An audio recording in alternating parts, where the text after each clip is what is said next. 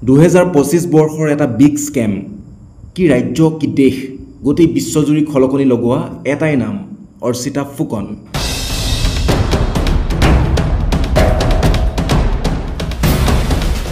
প্ৰকৃততে অৰ্চিতা ফুকন কোন হয় সেলিব্ৰিটি নে এডাল ষ্টাৰ কেণ্ডাল লিষ্টৰ সৈতে ফটো উঠা অসমৰ এগৰাকী সাধাৰণ যুৱতী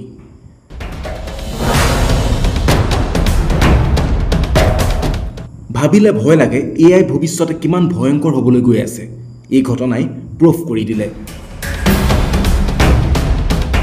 এই একাউণ্টটো ভালদৰে মন কৰক পূৰ্বতে এই একাউণ্টটোৰ প্ৰফাইল নেম দিয়া আছিল অৰ্চিতা ফুকন 1 মিলিয়ন ফলোৱাৰ্ছ পাৰ হোৱাৰ পিছতে একাউণ্টটোৰ নাম সলনি কৰি দিয়া হয়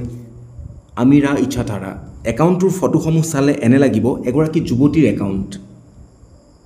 কিন্তু আচৰিত কথা এইটোৱেই যে এই চেহেৰাৰ এই নামৰ কোনো যুৱতী বাস্তৱিকতে নাই কোনো যুৱতী ৰিয়েলত নাই এয়া কৃত্ৰিম বুদ্ধিমত্তা এআই দ্বাৰা সৃষ্টি হোৱা এক চৰিত্ৰ মাথো এটা ইমাজিনাৰী কণ্টেণ্ট কাল্পনিক চৰিত্ৰ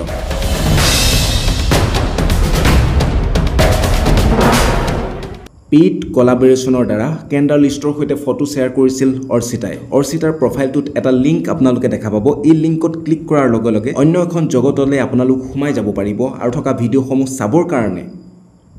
পে কৰিব লাগিব ছাবস্ক্ৰিপশ্যন ল'ব লাগিব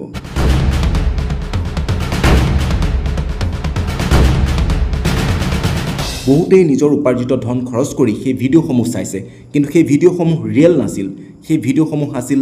এআই জেনেৰেটেড